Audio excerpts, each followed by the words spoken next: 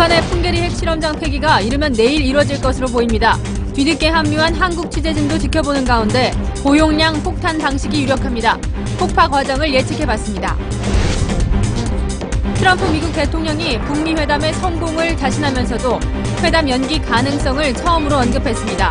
There are certain conditions that we want, and I think we'll get those conditions. And if we don't have the meeting. 미국은 이지스함과 B-52 전략 폭격기를 일본으로 전진 배치했습니다. 대검찰청이 강원랜드 수사단의 고발장 대필 사건에 대해 진상조사에 착수했습니다. 자유한국당은 수사단에 대한 특검까지 주장했습니다. 주유소 기름값과 냉면, 삼겹살, 카레값 같은 생활 물가가 속속 오르고 있습니다. 정부 물가 통계의 허점을 집중 분석합니다. 도시의 허파 역할을 해온 도시공원들이 2년 안에 모두 사라질 위기에 놓였습니다. 땅 주인과 정부, 지자체의 갈등을 더 깊은 뉴스로 짚어봤습니다. 관리도 못하고 경제적인 일은 하나도 못하고 그러니까 이게 죽고 싶은 심정이지.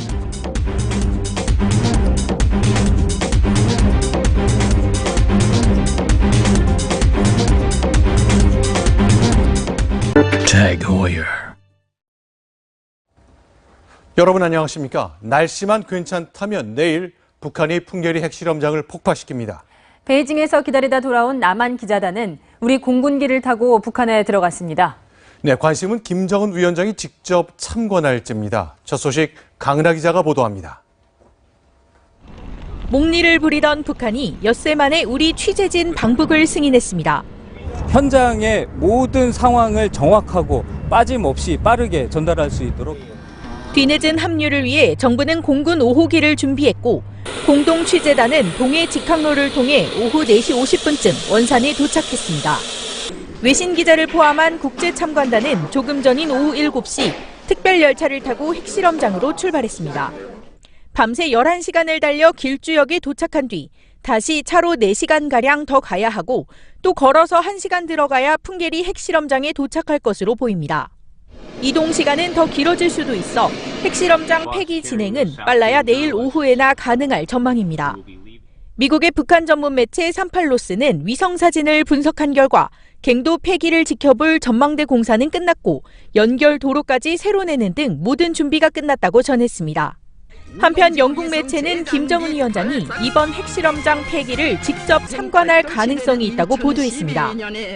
김 위원장이 간다면 전용기 이착륙이 가능한 인근 어랑 비행장을 이용할 것으로 보입니다. 채널A 뉴스 강은하입니다. 북한이 성대하게 준비한 풍계리 핵실험장 폐기 장면은 국제 참관단이 지켜보는 가운데 일종의 폭파쇼로 진행될 것으로 보입니다. 내일이면 베일을 벗을 풍계리 내부의 은밀한 핵시설을 곽정환 기자가 안내합니다. 풍계리 핵실험장은 함경북도 길주군의 만탑산 계곡에 있습니다. 그동안 북한은 이곳에서 모두 6차례 핵실험을 했습니다. 그런데 이르면 내일 이 핵실험장을 완전히 폐기하는 폭파 이벤트가 진행됩니다. 한국을 포함한 국제참관단은 북한이 설치한 전망대에서 갱도 폐기를 실시간으로 지켜보게 됩니다. 일단 고용량 폭탄을 이용한 단계적 폭파로 진행될 가능성이 가장 높습니다. 수차례 핵실험을 진행한 갱도 가장 안쪽의 방부터 방사능 누출이 되지 않도록 만들어 놓은 격벽들을 차례로 폭파하며 갱도 입구까지 무너뜨리는 방법입니다. 이때 입구부터 안쪽 수십 미터를 콘크리트로 막아서 다시는 갱도를 이용하지 못하도록 틀어막게 됩니다. 똑같은 방식으로 다른 갱도도 차례로 폐기됩니다. 또 갱도 밖 군사시설과 핵 기술자들이 머무는 건물도 철거됩니다. 하지만 외부 참관단 가운데 정확한 핵시설 규모를 파악하고 폐기가 제대로 이루어졌는지 검증할 전문가 집단은 포함되지 않았습니다. 북한의 폭파쇼가 정말 쇼로 끝낼 수 있다는 우려가 나오는 이유입니다. 채널A 뉴스 곽정아입니다. 내외신 기자들은 오늘 오후 풍계리로 이동했습니다. 북한은 일정이 연기된 게 기상 악화 때문이라고 말했지만 꼭 그렇지만은 않은 것 같습니다. 황아람 기자입니다. 어제 원산에 먼저 도착한 외신 취재진은 실시간으로 현지 상황을 전했습니다. 其实一度有很多记者都担心是不是这一次这个核试验场的采访可能会被取消但是目前的情况来看呢，是一切照旧，大家能够到达这个。 당초 어젯밤 풍계리로 향하려던 일정이 기상 악화를 이유로 미뤄졌다는 통보를 받은 외신 취재진. 그러나 한 외신 기자는 정작 풍계리 현지 날씨는 쾌청하다며 일정이 연기된 건 남측 취재단의 도착 때문인 것 같다고 밝혔습니다. 또 프레스센터에 그들을 위한 네임카드가 놓였다고 전했습니다. 악천후를 핑계 삼았지만 한국 취재진 도착에 맞춰 일정을 조정했다는 주장입니다. 일단 한국 패싱 논란은 진화됐지만 북한이 판문점 선언에 명시된 남북 행사를 볼모로 과도한 남북 길들이기를 시도할 가능성도 우려됩니다. Sorts of things. When we got here at the airport in Wonsan, they confiscated our satellite phone pretty quickly. They also then confiscated our dosimeter, which is a device for measuring how much radiation a body absorbs, which is going to be useful. 풍계리 핵실험장 폐기가 10년 전 영변 핵시설 냉각탑 폭파 같은 한편의 쇼로 끝날 수도 있다는 회의론은 여전합니다. 채널A 뉴스 황아람입니다. 오늘 새벽 한미 정상회담에서 트럼프 대통령이 절충안을 제시했습니다. 한 번의 비핵화를 하는 것이 최선이다. 하지만 그게 어렵다면 최단 기간에 끝내자고 한 겁니다. 그러면서 싱가포르 회담 안 열릴 수도 있다고 말했습니다. 북한의 엄포에 더 이상 밀리지 않겠다는 뜻입니다. 먼저 박정훈 특파원이 보도합니다. 회담에 앞서 열린 기자회견에서 문재인 대통령은 북미 회담을 적극 지원하겠다고 강조했습니다. 저도 최선을 다해서 북미 정상회담의 성공을 돕고 또 트럼프 대통령과 언제까지나 함께 할 것이라는 것을 약속드립니다. 하지만 트럼프 대통령은 원하는 조건이 충족되지 않으면 회담이 열리지 않을 것이라고 해 회견장을 얼어붙게 했습니다. There are certain conditions that we want, and I think we'll get those conditions. And if we don't have the meeting. There's a very substantial chance that it won't work out, and that's okay. 트럼프 대통령이 회담 취소나 연기 가능성을 언급한 것은 이번이 처음입니다. 중국을 등에 업은 북한이 태도를 바꾸며 강수를 두자 회담 무산 카드로 반격에 나선 겁니다. 비핵화 방식에 대해서는 단기간에 비핵화를 이루는 일괄 타결 방식을 강조하며 북한이 요구한 단계적 조치에 선을 그었습니다. You do have some physical reasons that it may not be able to do exactly that. Essentially, that would be all in one. 트럼프 대통령이 눈에는 눈 전략으로 맞서면서 북한에 끌려다니지 않겠다는 뜻을 분명히 했습니다. 군사 옵션 위협과 함께 대북 제재 고삐를 죄면서 다시 북한의 숨통을 틀어줄 가능성이 높다는 분석입니다. 워싱턴에서 채널A 뉴스 박정훈입니다. 문재인 대통령은 1박 4일 동안의 미국 방문에서 트럼프 대통령을 줄곧 치켜 세웠습니다. 트럼프 대통령이라면 할 수 있다. 그것은 대전환의 위협이다. 계속해서 워싱턴에서 최재원 기자입니다. 문재인 대통령은 발언 기회가 있을 때마다 트럼프 대통령을 치켜 세웠습니다. 바로 트럼프 대통령이시기 때문에 지난 수십 년간 아무도 해내지 못했던 일을 바로 트럼프 대통령께서 해내시리라고 저는 확신합니다. 북미 정상회담의 성공적 개최에 대한 간절함도 드러냈습니다. 그 중간 대전환의 위협을 트럼프 대통령이 반드시 이뤄낼 것이라는 믿음을 가지고 있고 저도 거기에 최선을 다해서 협조할 것입니다. 문 대통령은 정상회담에서 도보다리에서 확인한 김정은 위원장의 메시지를 전달했습니다. 또 완전한 비핵화와 북한 체제 보장, 단계적 경제 무상 방안을 설득하는 데 주력했습니다. 앞서 문 대통령은 폼페이오 미국 국무장관과 볼턴 백악관 국가안보 보좌관을 만난 자리에서 북미 정상회담의 성공을 위해 흔들림 없이 차분하게 북한과의 협의에 매진해달라고 당부했습니다. 귀국길에 오른 문 대통령은 이번엔 북한 김정은 위원장을 어떻게 설득할지 고심할 것으로 보입니다. 조만간 한라인 직통 전화를 통해 김 위원장에게 트럼프 대통령의 메시지를 직접 전한다는 계획입니다. 워싱턴에서 채널A 뉴스 최재원입니다. 네, 이제 북미 정상회담까지는 20일 남았죠. 이 때문일까요? 미국의 이지스 구축함 그리고 B-52 전략 폭격기가 소리 없이 평양을 압박하고 있습니다. 최선 기자가 보도합니다. 미 해군 장병들을 갑판 위에 도열시킨 함정이 서서히 입항합니다. 미 해군 이지스 구축함 밀리우스입니다. 미국 샌디에이고에서 어제 일본 요코스카로 전진 배치됐습니다. 이로써 요코스카 기지를 모항으로 하는 미 이지스함은 3척으로 늘었고 전체 함정도 13척이 됐습니다. 탄도미사일 방어 시스템과 함께 사거리 1000km 이상인 토마호크 순항미사일을 탑재한 밀리우스는 지난주 정비를 마치고 대중국, 대북한 경계작전에 복귀한 핵추진 항공모함 로널드 레이건함의 타격 함정 역할도 수행합니다. B-52 전략폭격기의 동아시아 비행훈련도 활발해졌습니다. 어제는 B-52 2대가 괌기지에서 이륙해 필리핀 북부 해역까지 비행했습니다. 이달 초부터 미 알래스카, 하와이, 일본 오키나와, 파푸아뉴기니, 필리핀까지 태평양 전역을 훑고 있습니다. 곧 있게 될 미국 정상회담에 대해서 무언의 그런 대북 압박 전략의 전술의 일환으로 표현을 한다. 김정은 위원장을 비핵화 협상 테이블에 앉히기 위한 미국의 압박이 조심스러우면서도 강렬하다는 분석입니다. 채널A 뉴스 최선입니다.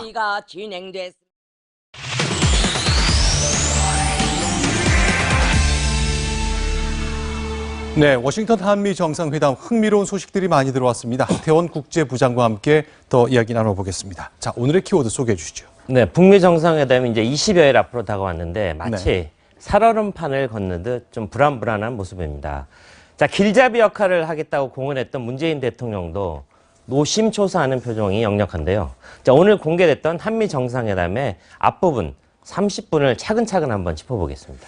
자, 문 대통령 1박 4일이라는 아주 짧은 일정으로 갔거든요. 결국 트럼프 대통령의 요즘 생각 듣고 싶어서일 텐데 정리 좀 해주십시오. 핵심이 뭐였습니까? 그렇습니다. 바로 트럼프 구상이 뭔지 이걸 들으러, 느끼러 간 건데 두 가지로 정리해 볼 수 있었습니다. 네. 자, 첫 번째는요. 바로 한 번에 원샷으로, 올인원으로 한 번에 처리하겠다. 네. 바로 일괄타결 방식으로 하겠다. 그거고요. 두 번째는 매우 빠르게 속전속결식으로 초단기 내에 이걸 마무리하겠다. 그런 입장입니다. 네. 자, 트럼프 대통령의 첫 4년 임기가 2020년에 마무리되는 건 아니겠습니까? 그렇죠. 자, 그때까지는 비핵화 확실하게 끝내고 재선하겠다. 이런 얘기입니다. 자, 그러니까 이렇게 하고 싶지만 안 되면 이렇게라도 하겠다. 굉장히 빠르게 처리하겠다는 것을 강조한 걸 봤습니다. 결국 문 대통령이 그동안 지속적으로 트럼프 대통령 설득하고 노력했잖아요. 네. 이번에 좀 눈에 띄는 것 어떤 게 좀 보이셨습니까? 네, 두 가지 전략을 쓴 것 같습니다. 첫 번째는 트럼프 추켜 세우기, 그리고 워싱턴에 팽배하고 있는 비관론을 좀 잠재워 보겠다. 이 두 가지 구상을 가지고 왔는데, 자, 문 대통령의 오늘 발언 직접 한번 들어보겠습니다. 과거에 실패해 왔었다고 이번에도 실패할 것이라고 미리 비관한다면 역사의 발전이라는 것은 있을 수 없을 것입니다. 트럼프 대통령은 지금의 이 극적인 변화, 긍정적인 상황 변화를 이끌어내셨습니다. 네, 칭찬은 고래도 춤추게 한다고 하잖아요. 그렇죠. 트럼프 대통령도 호응했습니다. 자, 트럼프 대통령이 직접 나서서 김정은 위원장의 안전을 내가 보장하겠다 이렇게 얘기했고요. 또 북한이 부자 나라가 될 것이다 이렇게 얘기했는데 결국 경제 보상도 약속한 셈입니다. 결국 많은 나라들이 관여했습니다만 중국도 아주 굉장히 중요한 역할을 하는데 트럼프가 시진핑 주석을 계속 내 친구 여러 번 강조했는데 오늘은 좀 생각이 다른 것 같네요. 그렇습니다. 김정은 위원장이 굉장히 최근에 뻣뻣하게 나오고 있잖아요. 네. 자, 그 배후에는 시진핑 주석이 있다 이렇게 판단한 것 같습니다. 자, 다롄에서의 두 번째 만남에 문제가 있다고 강조했는데 자, 시 주석을 세계 수준의 포커 플레이어다 이렇게 부르면서 문 대통령에게 돌발 질문도 했습니다. 들어보겠습니다. President Xi is a world-class poker player. Now, President Moon may have a different opinion. I'd like to have your opinion on that. What you thought of the second meeting with President Xi? Well, he lives right next to China. You know, he's not too far away. 자, 여기서 주의 깊게 들어야 될 건 바로 뒷부분에 있는 그 뼈가 담뿍 담긴 농담입니다. 네. 자, 곤란하실 것 같아. 그리고 이웃나라에 사는 분 아니냐 이렇게 얘기했는데 자, 네. 제가 해석하면 이렇습니다. 시 주석이나 김 위원장 편들지 마시고 네. 북한 비핵화 압박 대열에 확실하게 동참해라. 이런 아주 묵직한 견제구를 던진 것 같습니다.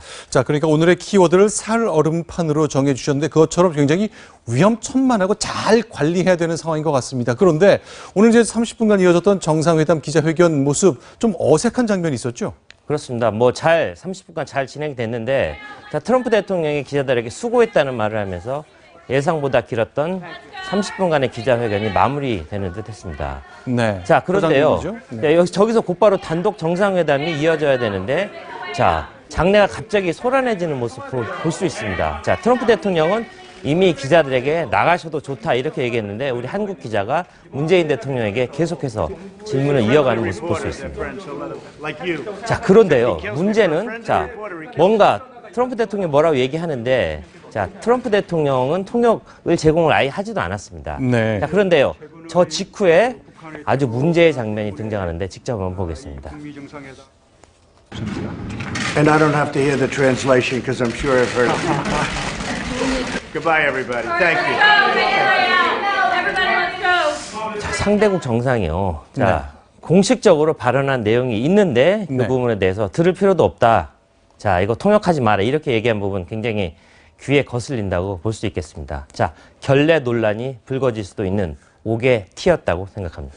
조급했겠죠. 조바심이 났을 거고. 다만 외교적 결례만큼 분명해 보이겠네요. 알겠습니다. 오늘도 하태원 국제부장과 함께하겠습니다. 고맙습니다. 어제 채널A가 단독으로 보도해드린 강원랜드 수사단의 고발장 대필 사건이 일파만파 커지고 있습니다. 대검찰청은 곧바로 진상 파악에 들어갔고 조만간 감찰 착수 여부와 시점을 결정할 예정입니다. 먼저 강경석 기자가 보도합니다. 문무일 검찰총장은 오늘 강원랜드 수사단의 고발장 대필 사건에 대해 보고받고 사실관계 파악을 지시했습니다. 강원랜드 수사단 대필 관련해서 특임 검사 혹시 몰라요? 언론 보도를 보았습니다. 자초 지종을 알아보도록 하겠습니다. 이에 따라 대검찰청 형사부가 우선 진상 파악을 마친 뒤 문 총장이 수사단에 대한 감찰 착수 여부와 시점을 결정할 것으로 전해졌습니다. 강원랜드 수사단은 이틀 연속 자료를 내고 기존 고발장 등만으로도 대검찰청과 법무부에 대한 압수수색이 가능했다고 주장했습니다.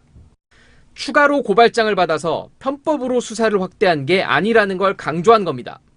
하지만 검찰 고위 관계자는 필요할 경우 추가 고발장을 받을 수는 있지만 수사기관이 대신 작성해주는 사례는 없다며 수사단의 주장은 검찰 업무 처리 절차와 맞지 않다고 반박했습니다. 대검찰청 관계자도 수사단이 고발장 대필 사실을 스스로 시인한 셈이라며 고발장 대필은 불법의 소지가 크다고 지적했습니다. 대검찰청은 고발장 대필 사건을 수사단 수뇌부가 사전에 알고 있었는지도 조사한다는 방침입니다. 채널A 뉴스 강경석입니다. 강원랜드 수사단의 해명을 요약하면 이렇습니다. 추가 고발장은 관행에 따라 받은 것이고 대필은 편의 제공 차원에서 타이핑을 해줬다는 겁니다. 그럼 이런 관행에 따라 편의를 제공받은 고발인의 생각은 어떨까요? 윤준호 기자가 직접 만나봤습니다. 김순환 사무총장은 강원랜드 채용비리 수사단의 해명을 조목조목 반박했습니다.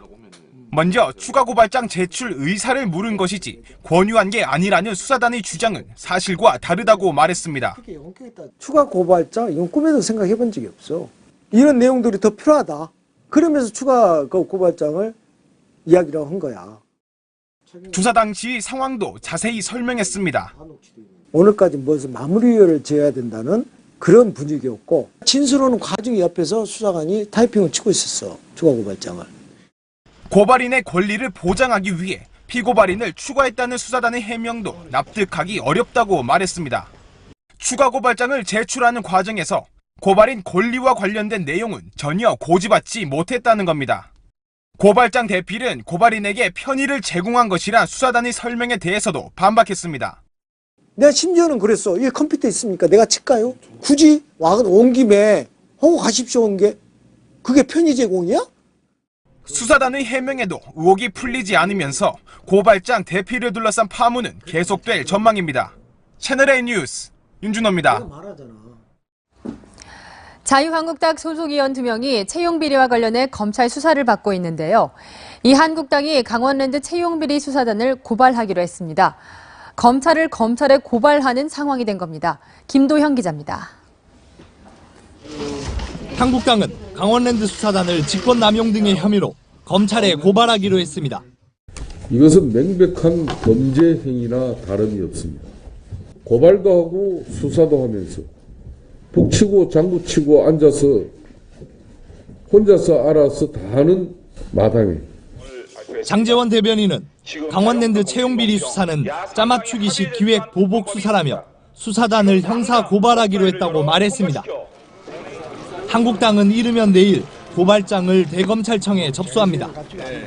검사 출신인 홍준표 대표는 검사를 했다는 게 부끄럽다고 했습니다. 요즘 검사들이 나서서 증거 조작하고 허위 증거 만들고 그럼 대한민국이 이게 망조가 되는 거죠. 하지만 더불어민주당은 문제될 게 없다는 입장입니다. 고발인이 명확하게 고발의 의사표시가 있었다고 한다면은 그렇게 큰 문제는 아니라고 보고요.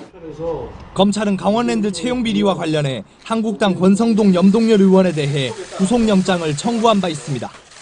채널A 뉴스 김도형입니다.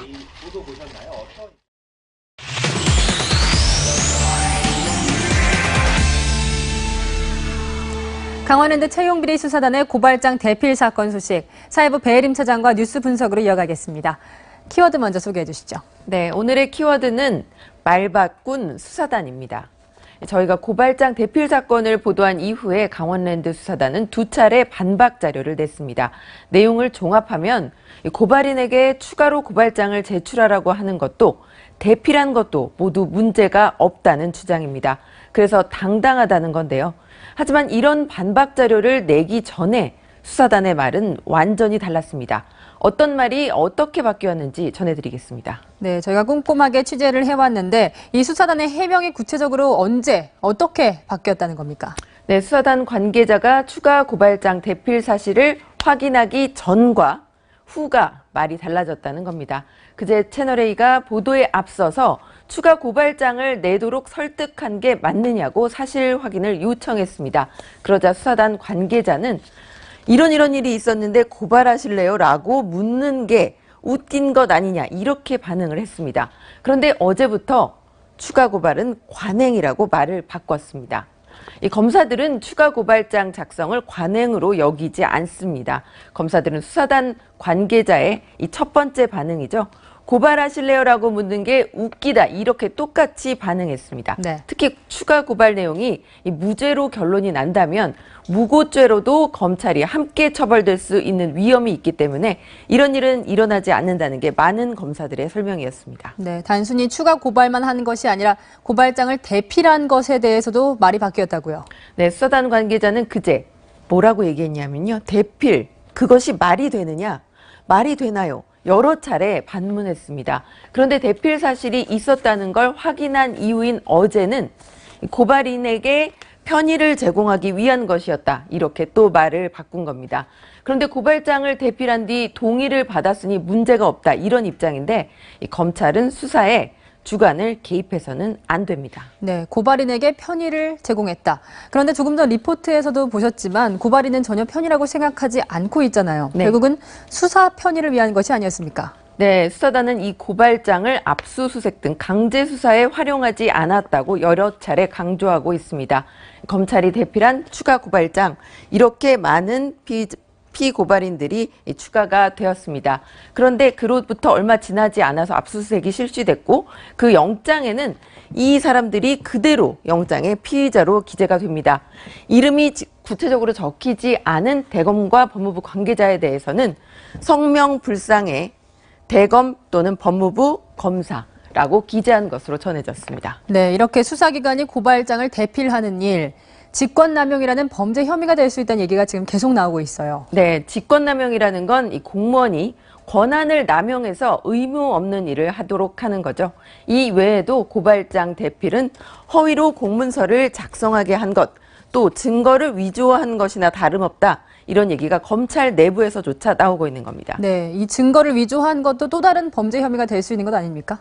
그렇습니다. 한 검사는 이번 고발장 대필 사건을 보면서 일본에서 일어났던 검사의 증거 조작 사건이 떠오른다고 밝혔습니다.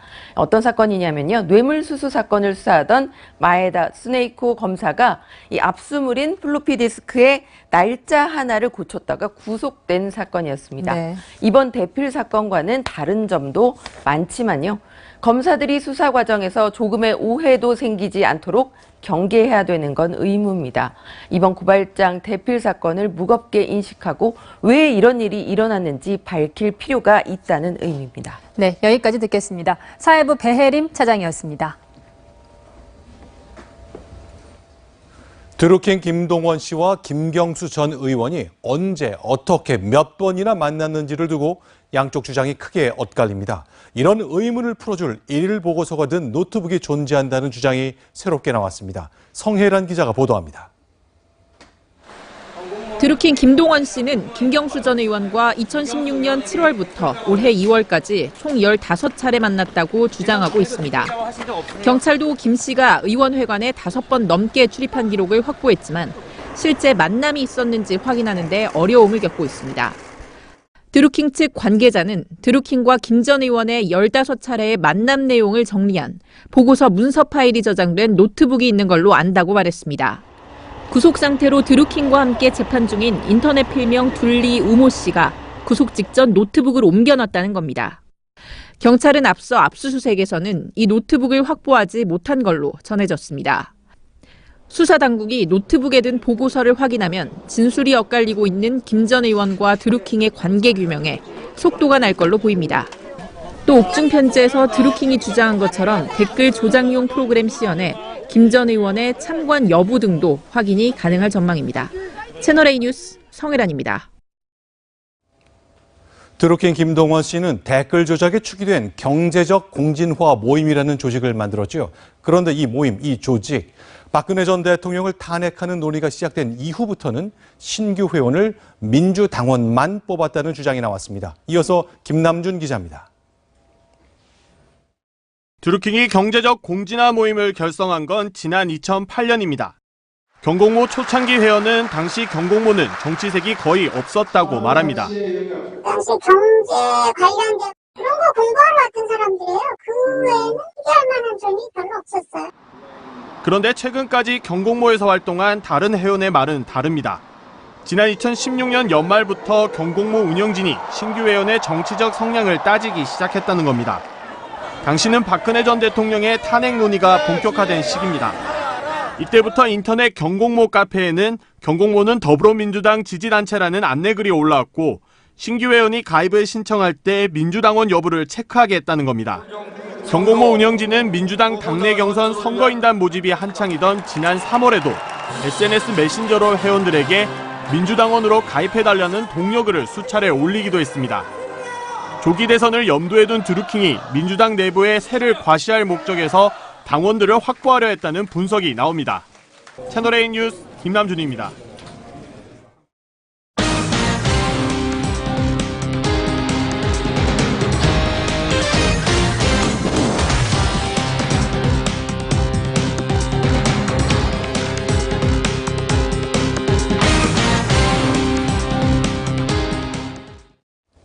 네, 지금부터는 팍팍해진 우리 삶을 진단해보는 기사를 준비했습니다. 월급만 잘 안 오를 뿐이지 우리 주변의 생활 물가가 다 오른다는 말이 들려옵니다. 요즘엔 국제유가 때문에 주유소 기름값까지 들썩이고 있습니다. 먼저 박수유 기자가 취재했습니다.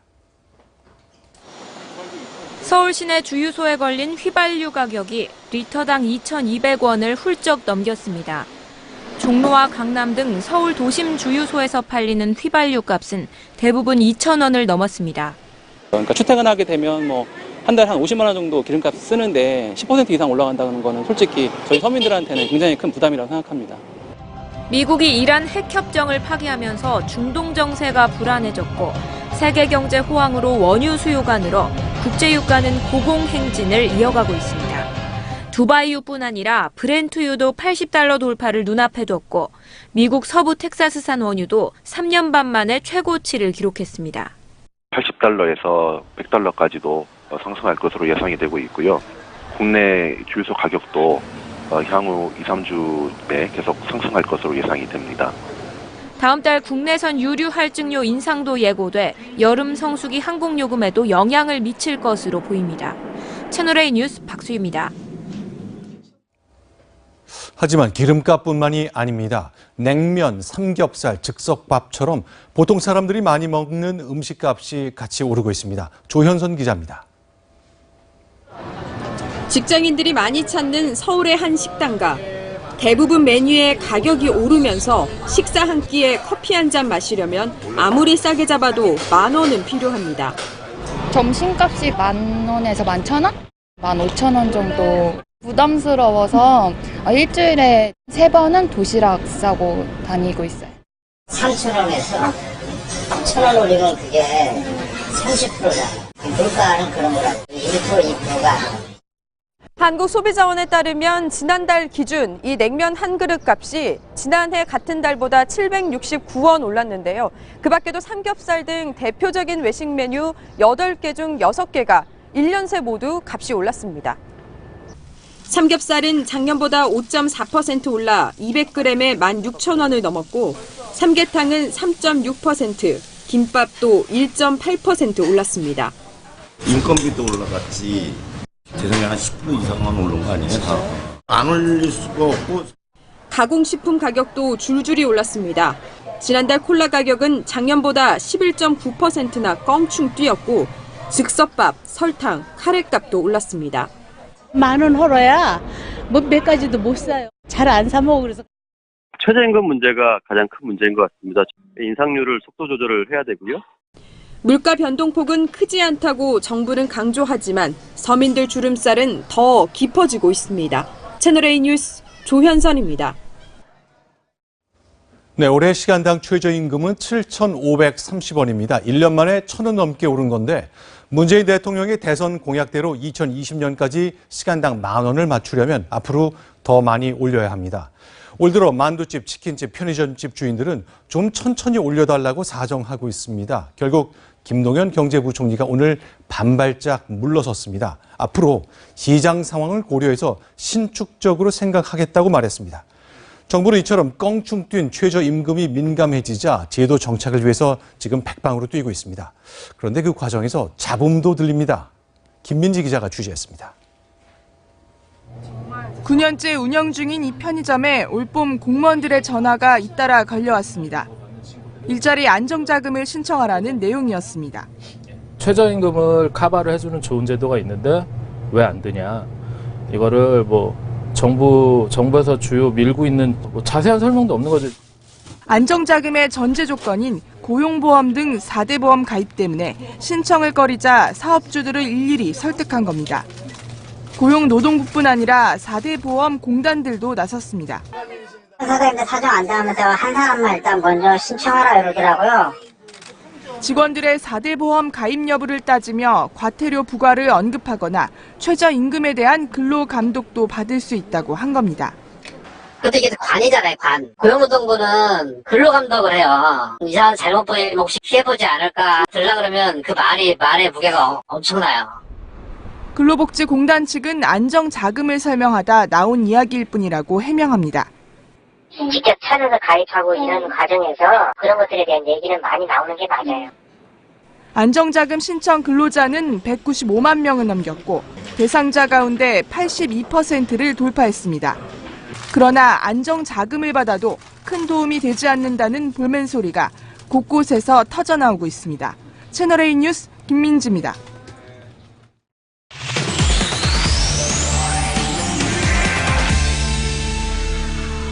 네, 물가가 많이 올랐습니다. 물가 얘기 나눠보겠습니다. 산업부의 김진 기자입니다. 자, 김 기자. 자, 네. 오늘의 분석 키워드는 뭔가요? 바로 이겁니다. 올랐지만 안 오른 물가. 앞서 보신 것처럼 물가가 많이 올라서 여기저기서 힘들다고 아우성인데 정작 정부는 안 올랐다 이렇게 강조하면서 서로 엇갈린 반응이 나오고 있는 그런 상황입니다. 오른 것처럼 느껴지지만 정부는 괜찮다고 말합니다. 정부가 설명하는 논리가 있을 것 같습니다. 네. 먼저 냉면과 이 삼겹살 등등 외식비와 가공품의 값이 많이 올랐는데요. 정부가 발표한 물가 그래프를 한번 보실까요? 네, 이 작년 같은 달 대비해 1.6%밖에 물가가 오르지 않았다. 그리고 7개월간 낮은 물가 상승률을 이렇게 유지를 했다는 겁니다. 이 지난달에 기획재정부가 밝힌 입장인데요. 함께 살펴보시죠. 앞으로의 물가 역시 이런 안정세를 이어갈 것으로 전망된다. 그런데 소비자들 과연 이 같은 정부의 설명에 동의할까요? 직접 들어보시죠. 그전에 그냥 밖에서 사 먹거나 했는데 점점 용돈이 부족해져가지고 그냥 맨날 학식 먹고 있어요. 1% 체감하는 거는 이제 좀 많이 올랐다고 생각하는 것 같아요. 한 10% 정도. 자, 그러면요. 정부 설명대로라면 통계상으로는 1.6%라면 이게 많이 안 오른 것 같은데 우리 거리에서 만난 사람들은 많이 느끼거든요. 이런 차이는 왜 생기는 겁니까? 네, 이 물가가 오르는 품목들 제가 한번 준비를 해봤습니다. 함께 보실까요? 바로 감자가 76.9%, 무 41.9%, 호박 44%. 이 반찬을 하는 주부 입장에서는 물가가 너무 올랐기 때문에 살 반찬이 없을 정도라는 겁니다. 모두 피부에 다 와닿는 그런 항목들이 올랐고요. 그리고 최저임금 상승 여파로 각종 서비스 요금까지 많이 뛰었는데 치킨을 배달시키면 배달료 2,000원을 이제 추가로 소비자가 부담을 해야 하는 그런 상황입니다. 이런 점을 잘 아는 정부가 물가 관리를 위해서 한 가지 묘책을 쓰고 있습니다. 바로 전기요금, 수도요금 등의 인상을 억제하는 겁니다. 공공요금은 작년 대비 2.5% 그래서 하락을 했습니다. 그런데요, 통계청에서 물가 상승률을 계산할 때 항목별로 가중치를 두고 계산을 하는데 문제는 실생활에서 많이 주문하는 음식의 배달료에는 가중치가 전혀 없는데 분기별로 가끔 내는 공공요금에는 가중치가 무려 170이나 붙기 때문에 이 체감 물가와는 다소 동떨어진 그런 격차가 나오고 있는 그런 상황입니다. 그러니까 얘기 들어보면 물가를 관리하는 당국에서는 가중치 큰 거는 꽁꽁 누르고 가중치가 작은 것은 일단 그냥 시장에 맡기는 듯한 인상을 받거든요. 그렇다면 정부가 통계를 집계하는 방식부터가 문제 있는 거 아닙니까? 가중치 항목도 제가 한번 준비했습니다. 함께 보실까요? 물가 상정 시 품목별 가중치인데요. 호박은 가중치가 0.5, 고춧가루는 1.5, 반면에 월세는 43.6, 휴대전화는 38.3. 이 가중치가 압도적으로 높습니다. 휴대전화 요금 역시 정부가 인상을 억누르는 항목이라 실제 상황을 반영하는 데는 일정 정도 한계가 있다는 겁니다. 이 정부는 물가 산정 품목과 가중치를 5년마다 변경하고 있어서 빠르게 변하는 시장의 움직임을 제때 반영하지 못하고 있다는 지적이 많습니다.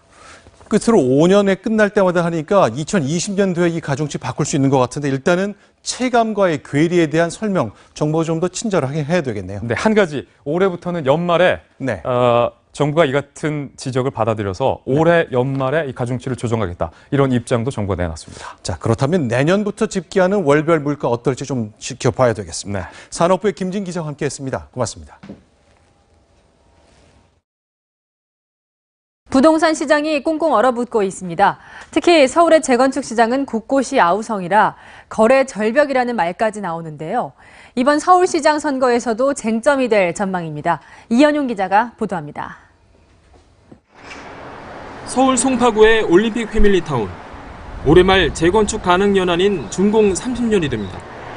올해 초까지 분 재건축 바람에 매물이 나오기가 무섭게 거래됐습니다. 가격도 솟구쳤습니다. 하지만 지금은 급매물만 쌓일 뿐 거래는 뜸합니다. 4,500세대 가까운 대단지라는 게 무색합니다. 거래가 어떻게 지금 요즘에 오가는지 좀 궁금해서 전화드렸어요. 요새 조용해요. 재건축이 착착 추진되던 다른 아파트들은 삐걱대고 있습니다. 작년 말 관할 서초구청에 관리처분 계획 인가를 신청한 서울 반포주공 1단지. 아슬아슬하게 재건축 초과 이익 환수제를 피했습니다. 하지만 요즘 시공사의 계약 조건을 둘러싸고 조합원 간 소송이 진행 중입니다. 사업 지연이 불가피해 보입니다. 다른 재건축 단지들도 사정은 비슷합니다. 하반기 보유세 인상 우려까지 제기되자 매수세는 사라졌습니다. 재건축은 한마디로 좀 직격탄을 받았다. 이런 것들은 결국 이제 하반기로 갈수록 부동산 가격 자체도 조정이 불가피하고 서울 아파트 거래량은 이달 들어 하루 평균 172.7건으로 신고됐습니다. 지난해 같은 달과 비교하면 절반으로 뚝 떨어졌습니다. 가격도 큰 폭으로 하락 중입니다. 이처럼 서울의 부동산 시장마저 얼어붙으면서 다음 달 있을 지방선거에서도 재건축 정책이 주요 이슈로 떠오르고 있습니다. 채널A 뉴스 이현용입니다. 대한항공 총수 일가가 회사의 경비 인력을 자택 경비로 배치했다는 주장이 나왔습니다. 고용노동부와 경찰은 사실관계 파악에 나섰습니다. 사공성근 기자입니다. 대한항공 경비 용역업체 직원들이 지난 4일 검찰에 제출한 진정서입니다. 그런데 대한항공 본사와 함께 평창동과 사모님 등이 등장합니다. 직원들은 근무지가 대한항공이 아니라 조양호 회장의 자택이었다며 불법 파견이라고 주장했습니다. 아울러 업무도 환경미화 등 각종 노역이었다고 했습니다. 경비 초소만 있으면 되는 일인데 지금 사모님은 가만히 안 놔둬요. 가만히 놀고 있는 거 난 볼 수 없다. 조 회장의 부인 이명희 이루재단 이사장이 자택에서 집안일들도 시켰다는 겁니다. 반려견을 산책시켰다는 주장 등도 나왔습니다. 강아지가 왜 저렇게 물렸냐고 막 그러죠. 뭐라고 대꾸도 못하고 대꾸 했다가는 더 크게 날라오니까. 서울 남부고용노동시청은 불법 파견 여부에 대한 사실관계 파악에 나섰습니다. 대한항공은 이와 관련해 자택 경비 인력은 별개의 계약을 맺어 본사와 무관하다고 주장했습니다. 경찰도 자택 경비 직원의 비용을 회사가 지급하게 했다는 의혹에 대해 내사를 진행하고 있습니다. 채널A 뉴스 사공성근입니다. 프로야구 구단 넥센 히어로즈 선수 2명이 성폭행 혐의로 입건됐습니다. 두 선수는 혐의를 부인했지만 구단은 선수 명단에서 이들을 제외시켰습니다. 권솔 기자가 보도합니다. 경찰 112 신고센터에 친구가 성폭행을 당했다는 신고가 접수된 건 오늘 오전 5시 20분쯤. 신고 장소는 인천 남동구의 호텔로 프로야구단 넥센 히어로즈의 인천 원정 숙소였습니다. 출동한 경찰은 가해자로 지목된 남성 2명이 히어로즈 소속 선수인 사실을 확인했습니다. 경찰은 두 선수를 성폭행 혐의로 입건하고 호텔 내 CCTV 영상 등을 확인했습니다. 경찰 관계자는 선수 중 한 명이 성관계 사실을 인정했다고 밝혔습니다. 그러니까 한 명은 성관계를 인정한 거지 성폭력을 인정한 게 아니고 둘 다 성폭력은 부인을 한 거죠. 두 선수는 오늘 경기를 마친 뒤 조사받겠다는 입장을 밝혀 정식 조사는 아직 이루어지지 않았습니다. 넥센 히어로즈 구단은 오늘 두 선수를 원정 경기 선수 명단에 제외했다고 밝혔습니다. 수사 결과가 나올 때까지 두 선수는 경기는 물론 훈련에서도 제외됩니다. 경찰은 피해자 진술을 확보한 뒤 야구 선수 2명을 상대로 성폭력 혐의에 대해 조사할 계획입니다. 채널A 뉴스 권솔입니다. 평창 동계올림픽 때 논란이 된 팀추월 경기의 왕따 주행에 대해 문체부가 고의성이 없었다고 결론 내렸습니다. 하지만 빙상 간판 이승훈이 후배를 폭행했다는 의혹이 제기돼 충격을 주고 있습니다. 유재영 기자입니다. 짜릿한 올림픽 금빛 역주에 후배에게 영광을 돌리는 배려로 감동을 선사했던 이승훈. 하지만 최근 문체부 감사에서 후배 선수들을 때렸다는 의혹이 제기됐습니다.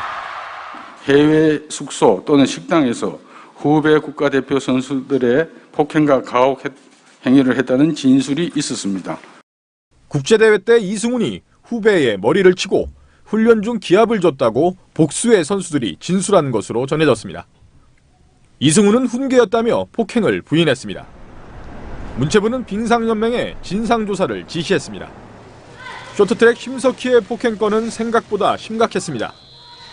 지난 1월 문재인 대통령의 진천 선수촌 방문 전날 코치에게 수십 차례 폭행을 당한 것으로 조사됐습니다. 문체부는 수사를 의뢰했습니다. 여자 팀추월 대표팀의 왕따 주행 의혹은 고의성이 없었고 소통에는 문제가 있었다고 결론 내렸습니다. 문체부는 빙상연맹 조직 운영에 관한 여러 의혹이 사실로 확인됐다며 대한체육회 빙상연맹의 관리단체 지정을 권고했습니다. 채널A 뉴스 유재영입니다.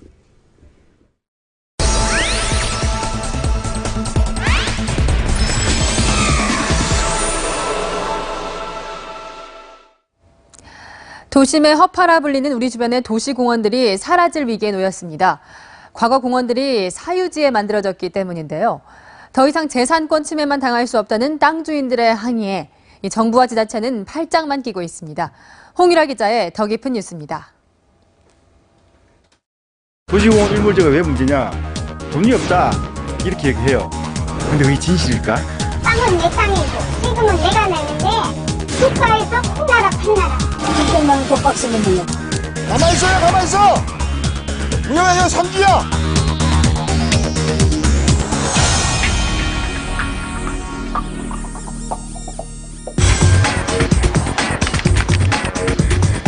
곳곳이 파헤쳐지고 높은 철제담이 둘러쳐진 공사 현장.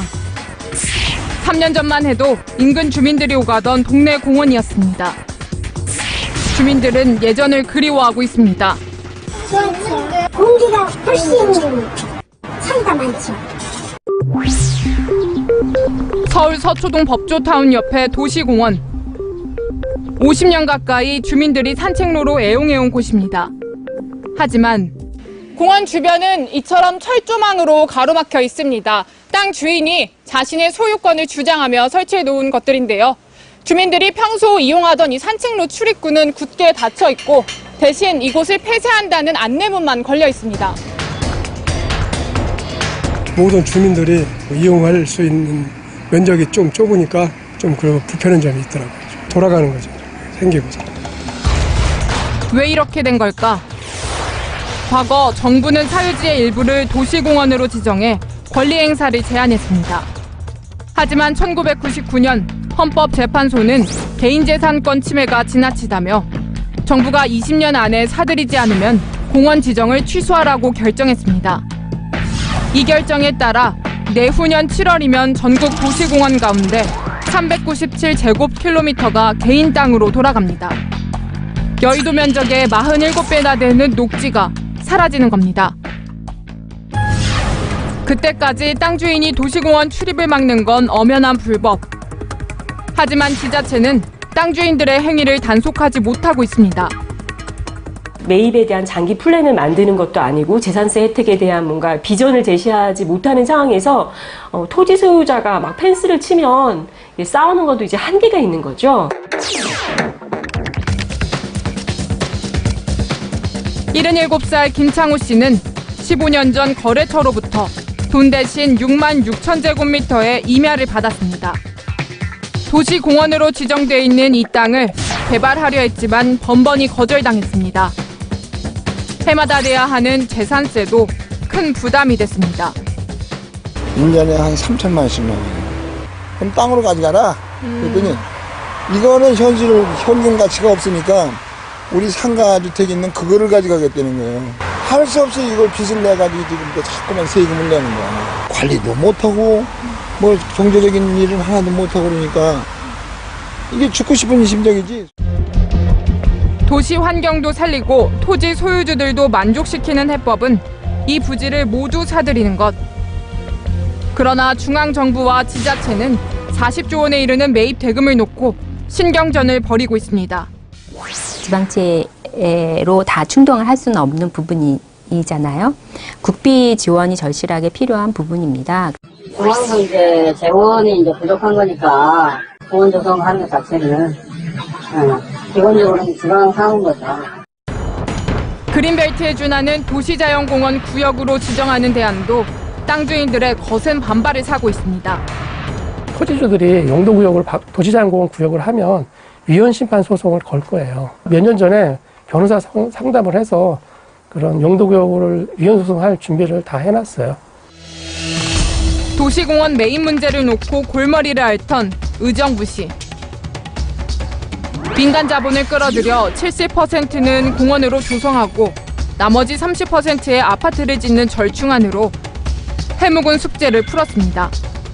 이렇게 아파트 들어서고 공원이 이제 좀 괜찮아지면 좀 시설 면도 그렇고 좀 깨끗해지고 그래서 괜찮을 것 같아서 좋아요. 이해 당사자들이 한 발씩 양보하지 않으면 도시의 허파 역할을 해온 도시공원은 우리 곁에서 영원히 사라질지도 모릅니다. 50년 가까이 사용했던 공원이 2020년 7월에 갑자기 이용할 수 없게 되는 이런 사태가 이제 2년밖에 남지 않았다는 거죠. 제일 중요한 것은 뭐냐면 지금 현재 상황에서는 우선순위를 정하는 게 제일 중요해요. 조성할 곳과 해제할 곳을. 채널A 뉴스 홍윤아입니다. 노무현 전 대통령의 9주기 추도식이 엄수됐습니다. 추도식에는 지방선거를 앞두고 민주당 주요 인사들이 대거 참석했습니다. 김해 봉화마을에서 정용진 기자가 보도합니다. 권양숙 여사와 함께 정세균 국회의장, 더불어민주당 국회의장 후보로 선출된 문희상 의원이 추도식 장소로 향합니다. 추미애 민주당 대표도 모습을 드러냅니다. 홍영표 원내대표에 이어 김두관, 송영길 등 현역 의원 60여 명이 대거 참석했습니다. 돌아가신 대통령께서 무한히 기운을 주시구나 느낌이 저절로 들고요. 단단한 결기와 각오를 새기게 해주는 그런 날이다 생각합니다. 박원순, 오거돈, 김경수 등 지방선거에 나선 민주당 후보들도 참석했습니다. 추도식이 그런 대통령님의 꿈이 실현되어 가는 그런 의지를 다지는 그런 자리가 되었으면 좋겠습니다. 노 전 대통령 아들 건호 씨는 유족을 대표해 인사말을 했습니다. 내년은 10주기입니다. 부디 북의 대표도 함께할 수 있을 정도의 상황과 여건이 이루어질 수 있기를 기원합니다. 올해 추도식은 평화가 온다는 주제로 진행됐습니다. 이에 따라 김대중 노무현 전 대통령과 문재인 대통령이 남북 정상회담을 하는 영상이 상영됐습니다. 추도식에 자유한국당 홍준표 대표는 참석하지 않고 조화만 보냈습니다. 오전 10시쯤 비가 멈추면서 맑은 날씨 속에 추도식이 진행됐고 아침부터 전국에서 추모객의 발길이 이어졌습니다.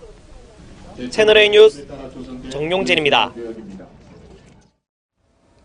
노무현 전 대통령이 서거한 날 5월 23일 이명박 전 대통령은 이날 첫 재판을 받았습니다. 16개 혐의를 모두 부인했습니다. 삼성 뇌물 혐의를 두고는 모욕적이라고 주장했습니다. 신하람 기자입니다. 이명박 전 대통령이 굳은 표정으로 법정에 들어섭니다. 구속된 지 62일 만에 처음으로 모습을 보인 겁니다. 오늘 진행할 사건은 피고인 이명박에 대한 특정범죄 가중처벌 등에 관한 법률 위반죄 사건입니다. 잠시 뒤 이 전 대통령은 11분에 걸친 진술을 통해 입장을 밝혔습니다. 이 전 대통령은 검찰이 무리한 기소를 했다며 비통한 심정이라고 밝혔습니다. 이어 다스 비자금 혐의는 도저히 이해할 수 없다며 16가지 혐의를 모두 인정하지 않았습니다. 또 평창올림픽을 유치하기 위해 IOC 위원이던 이건희 삼성 회장의 사면을 결정한 것이라며 사면을 대가로 뇌물을 받았다는 범죄 혐의는 충격이고 모욕이라고 목소리를 높였습니다. 앞서 호송 차량을 타고 법원에 도착한 이 전 대통령은 박근혜 전 대통령과 달리 수갑이나 포승줄이 없었습니다. 고령자가 법정에 나올 때 구치소장 허가가 있으면 수갑이나 포승줄을 하지 않도록 지침이 바뀌었기 때문입니다. 재판에는 이재호 전 의원 등 측근들과 이 전 대통령의 딸들이 찾았습니다. 채널A 뉴스 신아람입니다. 이 떨어지는 듯하다 치솟는 붉은 선, 뭘 의미할까요? 바로 이 지난해부터 다시 급증하기 시작한 보이스피싱 피해 건수입니다. 이걸 누가 당할까 싶지만 어느새 나도 당할지 모르는 보이스피싱의 법칙을 정리합니다. 뉴스터치 시작합니다.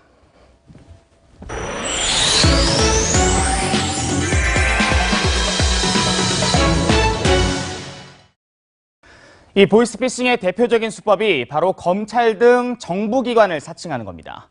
그 피싱의 공식, 이렇게 6가지로 정리할 수 있습니다. 만약 전화를 건 사람이 이 6가지에 포함된 말을 한다면 일단 의심해봐야 합니다. 그 첫 번째 단계, 피싱범은 이렇게 접근합니다. 서울지검 김수사관이에요. 다름이 아니고 앞으로 명의도용 사건 관련해서 몇 가지 확인 연락드렸어요. 이 들으신 것처럼 수사기관인데 당신이 범죄에 연루됐으니 확인 절차에 따라줘야겠다고 말하는 겁니다. 그러면서 피해자 주변을 차단하는 바로 두 번째 단계에 돌입하게 되는데요. 조용한 곳으로 이동하라는 등 타인의 도움을 막는 겁니다. 시중에 주의 잡음이 너무 많이 섞인다거나 제3자의 목소리가 섞인다거나 대화를 하실 수가 없습니다. 조용한 공간에서 전화를 받으실 거예요. 이 조용한 공간을 강조하고 있죠. 이 세 번째 단계는 바로 연결 단계입니다. 더 높은 사람을 바꿔준다며 실제 정부 기관인 것처럼 신뢰도를 높이는 겁니다. 피해자 입증 받게끔 도와주실 공판님 이관시켜드리는 건데 괜히 위증하지 마시고요. 이 얘기를 들어보니 당신은 피해자인 것 같다. 다만 당신의 돈이 깨끗한 돈이란 걸 우리가 입증해줘야 한다. 이런 논리로 본격적인 피싱 작업에 돌입합니다. 우선 이 얼마가 들어있는지 파악하는 단계를 시작합니다. 그 X에는 몇 개의 계좌가 어떤 형식으로 개설되어 있습니까? 계좌에 현 시간부로 금액대가 어느 정도 나와 있습니까? 그 다음에는 그 돈을 안전한 자신들의 통장으로 보내면 범죄와 무관하다는 사실을 확인해 준 뒤 다시 돌려주겠다고 하죠. 검찰청 안전계좌를 생성해서 그쪽으로 금액을 확인해서 그 2시간 안으로 금액 확인하고 재이동될 거예요. 이 막판 변수가 될 수 있는 은행 직원을 최대한 피하라는 안내도 있습니다. 그랬을 때 은행 직원이 이 돈을 왜 찾냐, 왜 보내냐, 왜 사냐라고 질문한 적 있습니까? 그런 질문을 하시는 상황이 있으면 그런 거 아니다. 선 조치를 하신 후에 이 국민 1000명을 대상으로 설문조사를 했습니다. 나는 보이스피싱에 대해 알고 있다. 90%가 답했고요. 스스로도 예방이 가능하다. 65.5%가 답했습니다. 이 얘기를 쭉 들어보시면 여전히 누가 이런 피해를 당할까 싶으신가요? 지난해 경찰에 접수된 보이스피싱 피해 신고 하루 평균 건수입니다. 쉽게 말해서 하루 경찰에 67건씩 이 보이스피싱 피해 신고가 접수됐다는 거죠. 이 범죄가 나를 비켜가지 않는다면 미리 알고 대처하는 게 최선이겠죠. 지금까지 뉴스터치였습니다.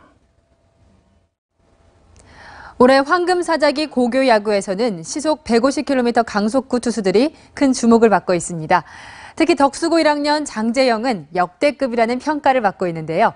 제2의 오타니를 꿈꾸는 장재영을 이철호 기자가 만나봤습니다. 2년 연속 황금사자기를 제패한 야구 명문 서울 덕수고.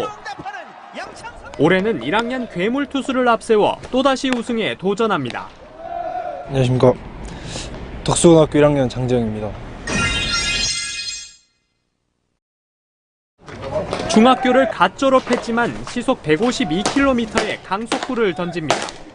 빠르고 묵직한 공에 대학생 타자의 방망이가 산산조각나고 맙니다. 장재영이 부서뜨린 야구 방망입니다. 상대편에서 터뜨렸다는 말이 나올 만큼 공의 위력이 엄청납니다. 진짜 야구하면서 제일 좋았던 것 같아요. 스피드도 그렇고 볼 끝도 그렇고. 9회 말 마무리 투수로 고교 무대에 첫 선을 보입니다. 최고 149km 직구만 던져서 선두타자 3진. 와, 볼 빠르기도 빠르겠지만 폼이 너무 예뻐요. 폼이. 그리고 진짜 위에서 내려 꽂네요. 폼에 지니고 있어요. 1이닝 무실점의 깔끔한 데뷔전. 넥센 장정석 감독의 아들로 160km 강속구를 던지는 일본의 야구 천재 오타니처럼 최고의 선발 투수를 꿈꿉니다. 3학년 때 160km 자신 있습니다. 아버지 팀으로 나중에 지명이 된다면 좀 기분이 어떨 것 같아요? 기분은 좀 묘할 것 같습니다. 부전자전 아버지를 넘어 최고를 꿈꾸는 야구 2세의 성장세에 팬들의 관심이 집중되고 있습니다. 채널A 뉴스 이철호입니다. 오는 7월부터 실시될 주 52시간 근무제 6번째 기획보도 전해드립니다. 혹시 문센족이라고 들어보셨습니까? 퇴근 뒤 문화센터에 들러 강좌를 듣는 직장인을 일컫는 말인데요. 이렇게 근무 시간이 줄어들면 직장인의 여가와 자기개발을 겨냥한 산업이 성장할 것으로 기대됩니다. 배유미 기자입니다.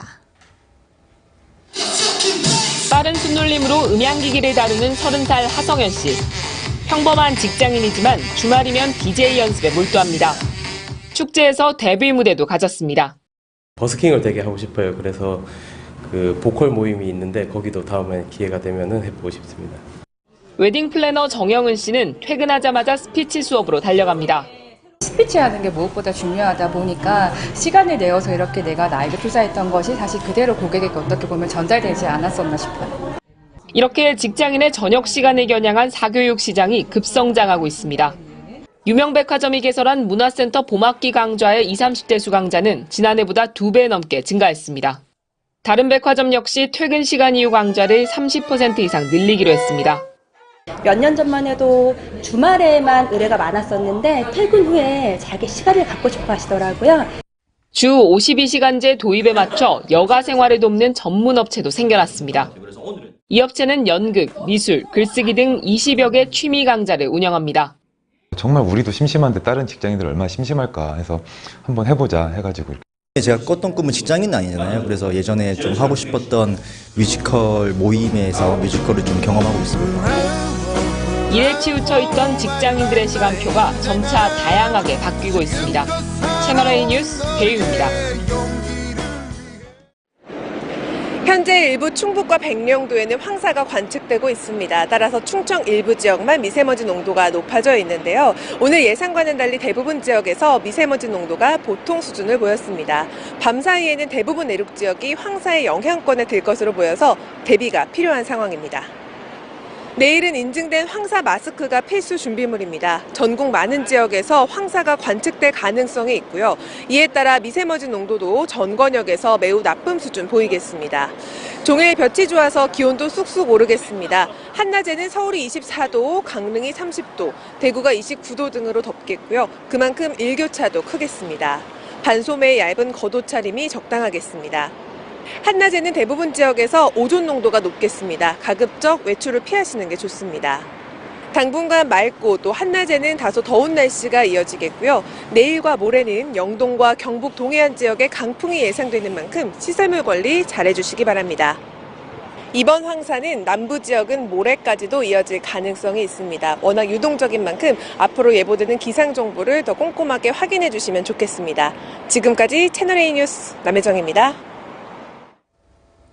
청년에게 꿈과 희망을 채널A가 함께합니다. 시청해주셔서 감사합니다.